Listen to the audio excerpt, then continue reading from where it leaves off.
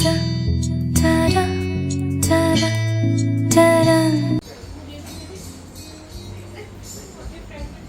ಹೇಳಿ.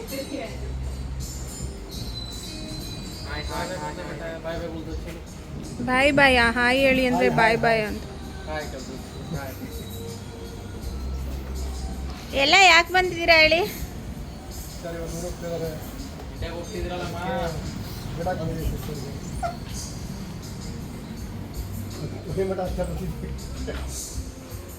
ಓ phone hello ये पीछे हाँ अभी हाय बोलो. अभी सैड है.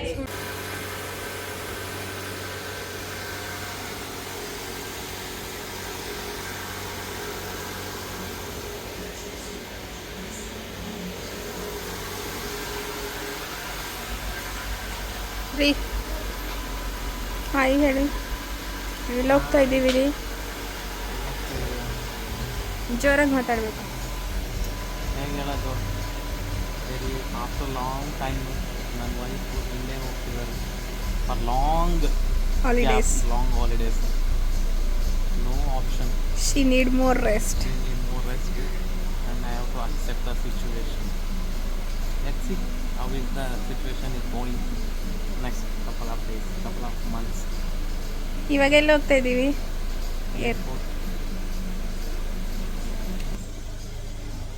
ಏರ್ಪೋರ್ಟ್ಗೆ ಹೋಗ್ತಾ ಇದ್ದೀವಿ. Miss you to. ಏರ್ಪೋರ್ಟ್ಗೆ ಹೋಗ್ತಾ ಇದ್ದೀವಿ ಯಾಕಂದರೆ ನಾನು ಇಂಡಿಯಾಗೆ ಹೋಗ್ತಾ ಇದ್ದೀನಿ ಫಾರ್ ಸಮ್ ಮಂತ್ಸ್. ಹೇಳೋಕ್ಕಾಗಲ್ಲ, ಇಯರ್ ಕೂಡ ಆಗ್ಬೋದು. ಅಲ್ಲೋದ್ಮೇಲೆ ಸಿಚುಯೇಷನ್ ನೋಡಿಕೊಂಡು let's go.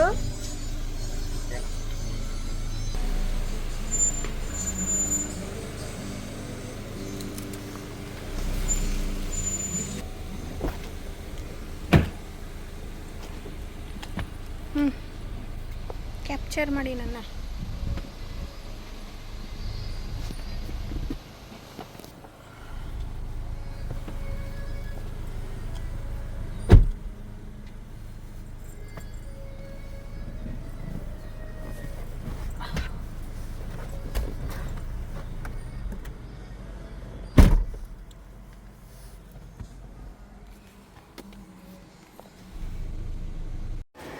Hey guys, hello everyone, ಎಲ್ರಿಗೂ ನಮಸ್ಕಾರ. Welcome back to the channel. ನಾನು ನಿಮ್ಮ ಪ್ರೀತಿ ಅಕ್ಷತಾ. ನಾವಿಲ್ಲಿ ತುಂಬಾ ಚೆನ್ನಾಗಿದ್ದೀವಿ, ನೀವು ಚೆನ್ನಾಗಿದ್ದೀರಾ ಅಂತ ಭಾವಿಸ್ತೀನಿ.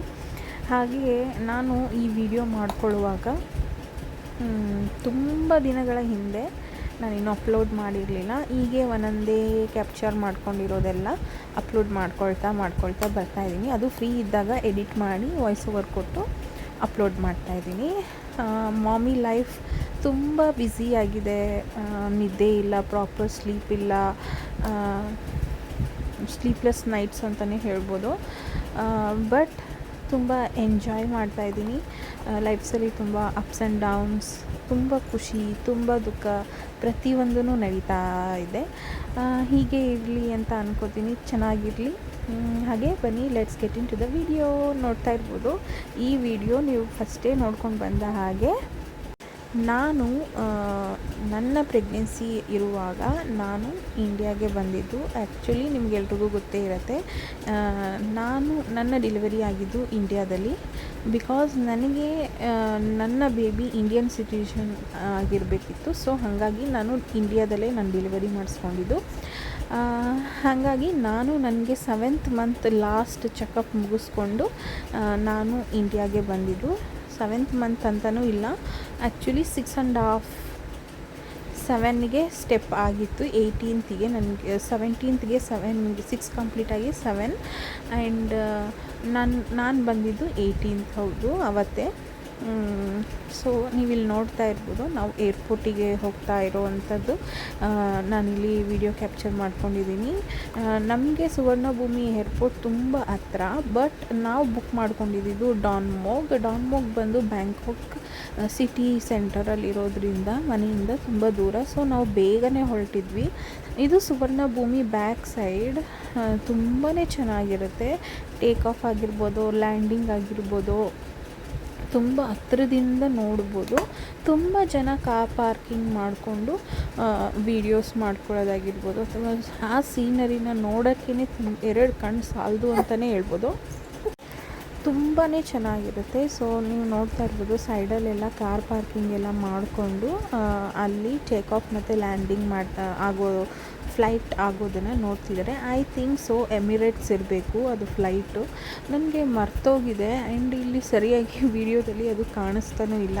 ಏಕೆಂದರೆ ಸುವರ್ಣಭೂಮಿಯಲ್ಲಿ ಮಾತ್ರ ಎಮಿರೇಟ್ಸ್ ಸಪ್ರೇಟ್ ಇರೋದು. ಎಮಿರೇಟ್ಸ್ಗೆ ಸಪ್ರೇಟ್ ಬಸ್ಸಲ್ಲೆಲ್ಲ ಕರ್ಕೊಂಡು ಹೋಗ್ತಾರೆ. ಹಾಗಾಗಿ ಅವತ್ತು ನನ್ನ ಫ್ರೆಂಡ್ಸ್ ಎಲ್ಲ ನನ್ನ ಏರ್ಪೋರ್ಟಿಗೆ ಡ್ರಾಪ್ ಮಾಡಲಿಕ್ಕೆ ಅಂತ ನಿಯರ್ ಪಟಾಯ ಬೊವಿನ್ ಅಂತ ನಾವು ಫಸ್ಟ್ ಇದ್ದಿದ್ದು. ಈಗ ನಾವು ಶಿಫ್ಟ್ ಆದಮೇಲೆ ನಾವು ಬಂದಿರೋದು ನಿಯರ್ ಬ್ಯಾಂಕಾಕ್. ಅವರು ಅಲ್ಲಿಂದ ಕಳಿಸ್ಕೊಡೋಕ್ಕೆ ಅಂತ ಬಂದಿದ್ರು. ನನಗೆ ತುಂಬಾ ಖುಷಿ ಆಯಿತು. ಈ ವಿಡಿಯೋ ಇನ್ ಕೇಸ್ ಅವ್ರು ನೋಡ್ತಾ ಇದ್ದರೆ ತುಂಬ thanks guys. Thank you so much ನನ್ನ ಡ್ರಾಪ್ ಮಾಡೋಕ್ಕೆ ನೀವೆಲ್ಲರೂ ಬಂದಿದ್ರಿ. ಐ ನೋ ಸಮ್ ಪೀಪಲ್ಸ್ ಅಂದರೆ ಅವರಿಗೆ ಕನ್ನಡ ಅರ್ಥ ಆಗೋದಿಲ್ಲ, ಆದ್ರೂ thank you so much guys. And ಇದು ನೋಡ್ಬೋದು ಡಾನ್ಮೋಗ್ ಇಂಟರ್ನ್ಯಾಷನಲ್ ಏರ್ಪೋರ್ಟ್. ಥೈಲ್ಯಾಂಡಲ್ಲಿ 2 ಏರ್ಪೋರ್ಟ್ ಇದೆ, ಒಂದು ಸುವರ್ಣಭೂಮಿ, ಇನ್ನೊಂದು ಡಾನ್ಮೋಗ್ ಇಂಟರ್ನ್ಯಾಷನಲ್ ಏರ್ಪೋರ್ಟ್. ನಾವು ಈ ಸತಿ ಫ್ಲೈಟ್ ಬುಕ್ ಮಾಡಿದ್ದು ಡಾನ್ಮೋಗ್ ಇಂಟರ್ನ್ಯಾಷನಲ್ ಏರ್ಪೋರ್ಟಿಂದ ಬುಕ್ ಮಾಡ್ಕೊಂಡಿದ್ವಿ. ಏರ್ ಏಷ್ಯಾ ಫ್ಲೈಟ್ ಸೆಲೆಕ್ಟ್ ಮಾಡ್ಕೊಂಡಿದ್ವಿ ದಿಸ್ ಟೈಮ್. ಯಾಕಂದರೆ ಸ್ವಲ್ಪ ಬಜೆಟಲ್ಲಿ ಇತ್ತು, ಹಾಗಾಗಿ ಅದನ್ನು ಬುಕ್ ಮಾಡ್ಕೊಂಡಿದ್ವಿ. ಎಲ್ಲ ಚೆಕ್-ಇನ್ ಮತ್ತು ಎಲ್ಲ ಪ್ರೊಸೀಜರ್ಸ್ ಎಲ್ಲ ತುಂಬ ಲಾಂಗ್ ಇತ್ತು. ಆ್ಯಕ್ಚುಲಿ ಪ್ರೆಗ್ನೆನ್ಸಿ ಇರೋದ್ರಿಂದ ಸಪ್ರೇಟಾಗಿ ಬಿಡ್ತಾರೆ, ಆದ್ರೂ ತುಂಬ ಲಾಂಗ್ ಪ್ರೊಸೀಜರ್ಸ್ ಇದ್ದಿದ್ದರಿಂದ ತುಂಬ ಹೊತ್ತು ಟೈಮ್ ತೊಗೊಳ್ತು. ಸೊ ನಾವು ಅಲ್ಲೆಲ್ಲೂ ವೀಡಿಯೋ ಕ್ಯಾಪ್ಚರ್ ಮಾಡ್ಕೊಳ್ಳೋಕ್ಕಾಗಲೇ ಇಲ್ಲ. ಇಲ್ಲಿ ತುಂಬ ನಾನೆಲ್ಲೂ ಕ್ಯಾಪ್ಚರ್ ಮಾಡ್ಕೊಂಡಿಲ್ಲ ಇಲ್ಲಿ, ಯಾಕಂದರೆ ನಾನು ನನ್ನ ಹಸ್ಬೆಂಡನ್ನ ಬಿಟ್ಟು ಬರ್ತೀನಿ ಅನ್ನೋ ಮೈಂಡ್ಸೆಟ್ಟಲ್ಲೇ ಇದೆ. ತುಂಬ ಮಂತ್ಸ್ ಗ್ಯಾಪ್ ಆಗುತ್ತೆ. ಹಾಗಾಗಿ ಯಾಕಂದರೆ ನಾವು ಮದುವೆ ಆದಾಗಿಂದ ತುಂಬ ದಿವಸ ಈ ಥರ ಗ್ಯಾಪಲ್ಲಿ ಇದ್ದಿದ್ದೇ ಇಲ್ಲ. ಹಾಗಾಗಿ ನಾನು ತುಂಬ ಎಮೋಷ್ನಲ್ ಆಗಿಬಿಟ್ಟಿದ್ದೆ. ಎಲ್ಲರೂ ನನಗೆ ಚೀರಪ್ ಮಾಡಿ ಏನೂ ಆಗೋದಿಲ್ಲ, ಸೇಫಾಗಿ ಡೆಲಿವರಿ ಆಗಿ ಅವ್ರು ಬರ್ತಾರೆ ಅಂತ ಎಲ್ಲ ಹೇಳಿ ನನ್ನ ಫ್ರೆಂಡ್ಸ್ ಎಲ್ಲ ನನ್ನ ಕಳಿಸ್ಕೊಟ್ಟಿದ್ದು. ತುಂಬಾ ಖುಷಿ ಆಗುತ್ತೆ ನನಗೆ ಈ ಥರ ಫ್ರೆಂಡ್ಶಿಪ್ ಸಿಕ್ಕಿರೋದಕ್ಕೆ. ತುಂಬ ಏನೋ ಸರ್ಕಸ್ ಮಾಡಿದ್ದೀನಿ ಅಂತಲೇ ಹೇಳ್ಬೋದು, ಯಾಕಂದರೆ ಬ್ಯೂಟಿಫುಲ್ ಫ್ರೆಂಡ್ಸ್ ಅಂತಲೇ ಹೇಳ್ತೀನಿ. ಆ್ಯಂಡ್ ಇಲ್ಲಿಂದ ನಾವು ಒಳಗಡೆ ಹೋಗಿ ಅಲ್ಲೂ ಕೂಡ ಇಮಿಗ್ರೇಷನ್ ಆಗಿರ್ಬೋದು ಎಲ್ಲ ನಾನು ಮುಗಿಸ್ಕೊಂಡು ಇಲ್ಲಿ ಬಂದು ವೇಟಿಂಗ್ ಮಾಡ್ತಾಯಿದ್ದೀನಿ ಗೇಟಲ್ಲಿ. ತುಂಬ ಹೊತ್ತು ವೇಟಿಂಗ್ ಮಾಡಬೇಕಾಯ್ತು, ಯಾಕಂದರೆ ಫಸ್ಟೇ ಬಂದುಬಿಟ್ಟಿದ್ದೆ ನಾನು. ಎಲ್ಲರೂ ಬರೋಕ್ಕಿಂತ ಮುಂಚೆನೇ ನಾನು ಬಂದುಬಿಟ್ಟಿದ್ದೆ, ಯಾಕಂದರೆ ಪ್ರೆಗ್ನೆಂಟ್ ಇದ್ದಿದ್ದರಿಂದ ಫಸ್ಟ್ ಪ್ರಿಯಾರಿಟಿಯಲ್ಲಿ ನನ್ನ ಇಮಿಗ್ರೇಷನ್ ಎಲ್ಲ ಮುಗಿಸ್ಕೊಂಡು ನಾನು ಬಂದು ತುಂಬ ಹೊತ್ತು ವೆಯ್ಟ್ ಮಾಡಿದೆ. ತುಂಬ ಹೊತ್ತು ವೆಯ್ಟ್ ಆದಮೇಲೆ ಫ್ಲೈಟ್ ಬೋರ್ಡಿಂಗಿಗೆ ಸ್ಟಾರ್ಟ್ ಮಾಡಿದರು. ಬೋರ್ಡಿಂಗಲ್ಲೂ ಅಷ್ಟೇ ನಾನು ಫಸ್ಟ್ ಅಂತ ಹೇಳೋಕ್ಕಾಗೋದಿಲ್ಲ, ಯಾಕಂದರೆ ಬೇಬಿ ಇದ್ದವರು ಕೂಡ ಇದ್ದರು. ಅವರೆಲ್ಲ ಹೋದ್ಮೇಲೆ ನಾನು ಬೋರ್ಡಿಂಗಿಗೆ ಹೋದೆ. ತುಂಬ ಯಾಕಂದರೆ ಎಲ್ಲ ಸತಿಗಿಂತ ಈ ಸತಿ ತುಂಬ ಡಿಫಿಕಲ್ಟ್ ಆಯಿತು. ಟ್ರಾವೆಲ್ ಮಾಡಿದ್ದು ಸ್ವಲ್ಪ ಅನ್ಡೈಜೆಸ್ಟಬಲ್ ಅಂತಲೇ ಹೇಳ್ಬೋದು, ಯಾಕಂದರೆ ಸಫಕೇಷನ್ ಜಾಸ್ತಿ ಆಗಿಬಿಡ್ತು. 4 ಅವರ್ ಕಂಟಿನ್ಯೂಸ್ ನಾನು ಆ 7 to 8 ಮಂತ್ಸಲ್ಲಿ ಕಂಟಿನ್ಯೂಸ್ ನಾನು ಕೂತಿದ್ದೇ ಇರಲಿಲ್ಲ. 4 ಅವರ್ಸ್ 4 to 4.5 ಅವರ್ಸ್ ಅಂದ್ಕೊತೀನಿ ಕೂತಿದ್ದೇ ಇರಲಿಲ್ಲ. ಸೊ ತುಂಬ ಕಷ್ಟ ಆಯಿತು. ಆದರೂ ಓಕೆ, ಮ್ಯಾನೇಜ್ ಮಾಡಿಕೊಂಡು 1 2 3 ಟೈಮ್ಸ್ ಎದ್ದು ನಾನು ಓಡಾಡಿದ್ದೀನಿ. ನಾನು ಎಲ್ಲೂ ವೀಡಿಯೋ ಮಾಡ್ಕೊಂಡಿಲ್ಲ, ಯಾಕಂದರೆ ತುಂಬಾ ಕಷ್ಟ ಅಂದರೆ ತುಂಬಾ ಕಷ್ಟ ಆಯಿತು. ಹಾಗಾಗಿ ನಾನು ವಿಡಿಯೋ ಎಲ್ಲೂ ಮಾಡ್ಕೊಂಡಿಲ್ಲ. ನೀವು ನೋಡ್ತಾ ಇರ್ಬೋದು, ಅದು ಇನ್ಸೈಡ್ ಏರೋಪ್ಲೇನ್ ಒಳಗಡೆ ಹೋಗೋಕ್ಕೆ ಮುಂಚೆ ಅಲ್ಲಿ ಕ್ಯೂ ಆಗಿ ನಿಲ್ಲಿಸಿದ್ರು. ಅಲ್ಲಿ ನಾನು ಅದು ವಿಡಿಯೋ ರೆಕಾರ್ಡ್ ಮಾಡ್ಕೊಂಡಿದ್ದು. ಅದಾದಮೇಲೆ ಒಳಗಡೆ ಈ ಥರ ಇರುತ್ತೆ ಏರ್ ಏಷ್ಯಾದಲ್ಲಿ.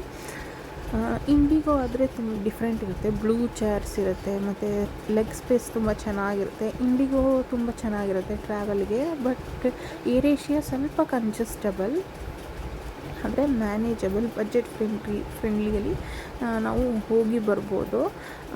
ಇದು ಬಿಟ್ಟರೆ ಇನ್ನೊಂದು ಆಪ್ಷನ್ ಏನಂದರೆ ಲೇಯರ್ಸ್, ಏನಂದರೆ ಕನೆಕ್ಟಿಂಗ್ ಫ್ಲೈಟ್ಸು. ಲೇಯರ್ ಜಾಸ್ತಿ ಇರುತ್ತೆ, ಹಾಗಾಗಿ ನಾವು ಕನೆಕ್ಟಿಂಗ್ ಫ್ಲೈಟ್ ಚೂಸ್ ಮಾಡಲಿಲ್ಲ.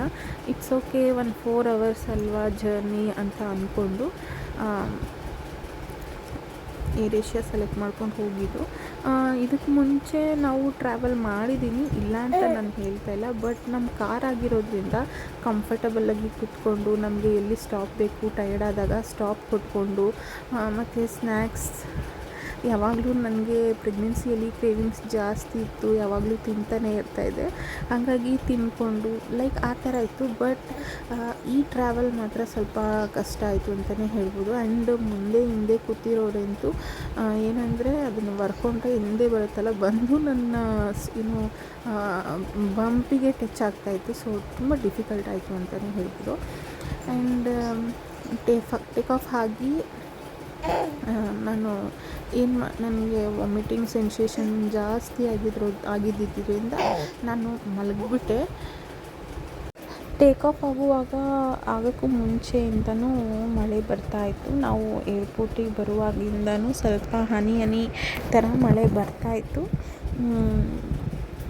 ನೀವು ನೋಡ್ತಾ ಇರ್ಬೋದು, ಇಲ್ಲಿ ಮೂವ್ ಆಗ್ತಾಯಿದೆ ಮಳೆ, ಎಷ್ಟು ಜೋರಾಗಿ ಅದು ಕ್ರಾಸ್ ಆಗ್ತಾಯಿದೆ. ಅಲ್ಲಿ ಮಳೆ ತುಂಬಾ ಬರ್ತಾಯಿತ್ತು. ಹಾಗಾಗಿ ಟೇಕ್ ಆಫ್ ಟೈಮಲ್ಲಿ ಸ್ವಲ್ಪ ಶೇಕ್ ಆಗ್ತಾಯಿತ್ತು, ಯಾಕಂದರೆ ಮಳೆ ಬರ್ತಾ ಇರುತ್ತಲ್ವ ಹಾಗಾಗಿ. ಆ್ಯಂಡ್ ಟೇಕ್ ಆಫ್ ಆದಮೇಲೆ ಸ್ಮೂತಾಗಿ ಜರ್ನಿ ತುಂಬ ಚೆನ್ನಾಗಿತ್ತು. ಓಕೆ, ಮ್ಯಾನೇಜಬಲ್ ಆಗಿತ್ತು. ಟೇಕ್ ಆಫ್ ಆದಮೇಲೆ ನಾನು ಮಲಗಿದವಳು. ಆವಾಗ 1-2-3 ಟೈಮ್ಸ್ ಎದ್ದಿದ್ದೆ ಅಷ್ಟೇ. ಅದು ಬಿಟ್ಟರೆ ಮತ್ತೆ ನಾನು ಲ್ಯಾಂಡಿಂಗ್ ಟೈಮಲ್ಲೇ ಎದ್ಬಿಟ್ಟು ಸಡನ್ನಾಗಿ ವಿಡಿಯೋ ಮಾಡ್ಕೊಳ್ಬೇಕಲ್ವಾ ಅಂತ ನಾನು ವಿಡಿಯೋ ಮಾಡ್ಕೊಂಡಿದ್ದೆ. ನೀವು ನೋಡ್ಬೋದು ಬ್ಯಾಂಕಾಕ್ ಸಿಟಿ ಹೇಗೆ ಬ್ಯೂಟಿಫುಲ್ಲಾಗಿ ಕಾಣಿಸುತ್ತೆ ಅಂದರೆ ನೈಟ್ ಟೈಮ್ ಇಟ್ಸ್ ಆಸಮ್. ನೋಡೋಕ್ಕೇ 2 ಕಣ್ಣು ಸಾಲದು, ಅಷ್ಟು ಚೆನ್ನಾಗಿ ಕಾಣಿಸುತ್ತೆ. ಇದು ನೋಡ್ತಾ ಇರ್ಬೋದು, ನಾನು ಬ್ಯಾಂಗ್ಳೂರು ಏರ್ಪೋರ್ಟಲ್ಲಿ ಲ್ಯಾಂಡಿಂಗ್ ಆದಮೇಲೆ ನಾನು ತೊಗೊಂಡಿರೋದು, ಯಾಕಂದರೆ ಮಲ್ಕೊಂಡ್ಬಿಟ್ಟಿದ್ದೆ, ನಾನು ಕ್ಯಾಪ್ಚರ್ ಮಾಡ್ಕೊಳಕ್ಕೆ ಆಗಿಲ್ಲ. ಆ್ಯಂಡ್ ಬ್ಯಾಂಗ್ಳೂರು ಏರ್ಪೋರ್ಟಲ್ಲಿ ನಾನು ಮತ್ತೆ ಎಲ್ಲಿ ಕ್ಯಾಪ್ಚರ್ ಮಾಡಿಕೊಂಡೆ ಅಂದರೆ ಏರೋಪ್ಲೇನಿಂದ ಹೊರಗಡೆ ಬಂದಾದಮೇಲೆ ಇಲ್ಲಿ ಇಮಿಗ್ರೇಷನ್ಗೂ ಮುಂಚೆ ಅಲ್ಲಿ ಸ್ವಲ್ಪ ವಿಡಿಯೋ ಕ್ಯಾಪ್ಚರ್ ಮಾಡಿಕೊಂಡೆ. ಯಾಕಂದರೆ ನಿಧಾನಕ್ಕೆ ಸ್ವಲ್ಪ ಹೋಗ್ತಾಯಿದೆ, ಹಾಗಾಗಿ ಸ್ವಲ್ಪ ಮಾತ್ರ ನಾನು ಅಲ್ಲಿ ಕ್ಯಾಪ್ಚರ್ ಮಾಡಿಕೊಂಡೆ. ಅದಾದಮೇಲೆ ಇಮಿಗ್ರೇಷನ್ ಬಂತು, ಅಲ್ಲಿ ಸ್ಟೆಪ್ಸ್ ಎಲ್ಲ ಇರೋದ್ರಿಂದ ಅಲ್ಲಿ ನಾನು ಅಷ್ಟು ಕ್ಯಾಪ್ಚರ್ ಮಾಡ್ಕೊಳಕ್ಕೆ ಹೋಗಲಿಲ್ಲ. ಇಮಿಗ್ರೇಷನ್ ಆದಮೇಲೆ ನಾನು ನಮ್ಮ ಬ್ಯಾಂಗ್ಳೂರು ಏರ್ಪೋರ್ಟಲ್ಲಿ ಕ್ಯಾಪ್ಚರ್ ಮಾಡ್ಕೊಂಡಿದ್ದು. ನಮ್ಮ ಬ್ಯಾಂಗ್ಳೂರು ಏರ್ಪೋರ್ಟ್ ಇವಾಗ ಟರ್ಮಿನಲ್ 2 ಎಷ್ಟು ಚೆನ್ನಾಗಿ ಮಾಡಿದ್ದಾರೆ ಅಂದರೆ 2 ಕಣ್ಣು ಸಾಲದು ನೋಡೋಕ್ಕೆ.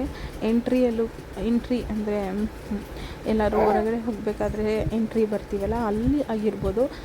ಅಲ್ಲಾದಮೇಲೆ ನೆಕ್ಸ್ಟ್ ಎಕ್ಸಿಟ್ ಟೈಮಲ್ಲೂ ಅಷ್ಟೇ ತುಂಬಾ ಚೆನ್ನಾಗಿದೆ.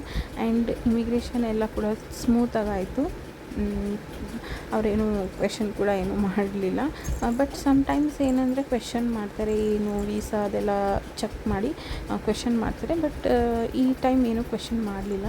ನನ್ನ ಹಸ್ಬೆಂಡ್ಗೆ ಅದೇ ಗಾಬರಿ ಇತ್ತು, ಇಮಿಗ್ರೇಷನಲ್ಲಿ ಏನು ಕೇಳ್ತಾರೋ ಇಂಡಿಯಾದಲ್ಲಿ ಅಂತಲೇ ಇತ್ತು. ಸೊ ಇಮಿಗ್ರೇಷನ್ ಎಲ್ಲ ಸ್ಮೂತಾಗಿ ಹೊರಗಡೆ ಬಂದ್ವಿ ಬ್ಯಾಗೇಜ್ ಕಲೆಕ್ಷನ್ಗೆ. ಬ್ಯಾಗೇಜ್ ಎಲ್ಲ ಕಲೆಕ್ಟ್ ಮಾಡ್ಕೊಳ್ಬೇಕಲ್ಲ, ಅಲ್ಲಿಗೆ ಹೋಗೋಕ್ಕೂ ಮುಂಚೆ ಇದು ಡ್ಯೂಟಿ ಫ್ರೀ ಬರುತ್ತೆ ನಮ್ಮ ಇಂಡಿಯಾದಲ್ಲಿ. ಬಟ್ ಥೈಲ್ಯಾಂಡಲ್ಲೆಲ್ಲ ನೀವು ಡ್ಯೂಟಿ ಫ್ರೀ ಅಂದರೆ ಥೈಲ್ಯಾಂಡ್ ಆಗಿರ್ಬೋದು ಅಥವಾ ಔಟ್ ಆಫ್ ಕಂಟ್ರಿ ಬೇರೆ ಕಡೆ ಆಗಿರ್ಬೋದು, ಡ್ಯೂಟಿ ಫ್ರೀ ಶಾಪ್ಸ್ಗಳು ತುಂಬ ಇರುತ್ತೆ. ಥೈಲ್ಯಾಂಡಲ್ಲಂತೂ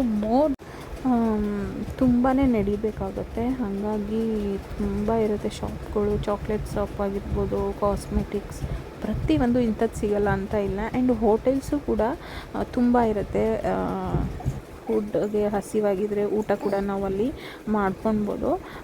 ನಾನು ಯಾವಾಗಲೂ ಅಷ್ಟೇ ಬಂದು ಸಬ್ವೇಲಿ ಒಂದು ಯಾವುದಾದ್ರೂ ಸ್ಯಾಂಡ್ವಿಚ್ ತೊಗೊಂಡು ಯಾವಾಗಲೂ ನಾನು ಚೆಕ್-ಇನ್ ಆಗೋದು. ಥೈಲ್ಯಾಂಡಿಂದ ನಾನು ಇಂಡಿಯಾಗೆ ಬರಬೇಕಾದ್ರೆ ಇವಾಗ ಬರಬೇಕಾದ್ರೆ ನಾನು ಡಾನ್ಮೋಗ್ ಬಂದಿದ್ದರಿಂದ ಅಷ್ಟು ನನಗೆ ಡಾನ್ಮೋಗಲ್ಲಿ ಐಡಿಯಾ ಇರಲಿಲ್ಲ, ಹಾಗಾಗಿ ನಾನೇನೂ ತೊಗೊಳ್ಳಿಲ್ಲ,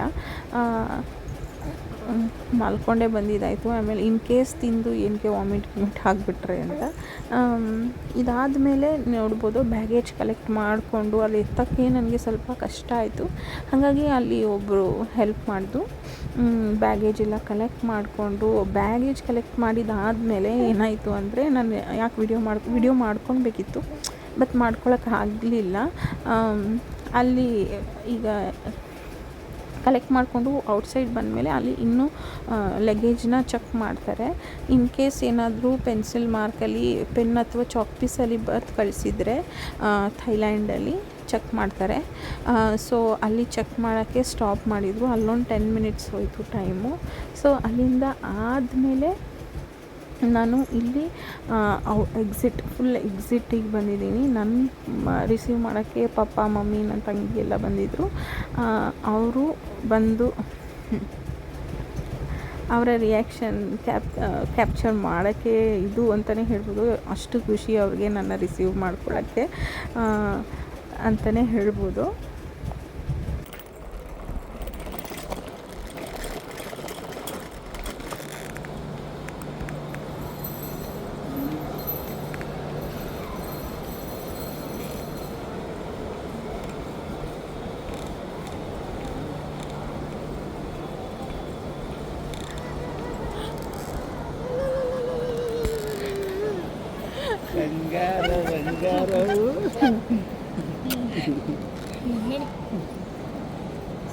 ಸೈಡಿಗೆ ಹಾಕಲ್ಲ.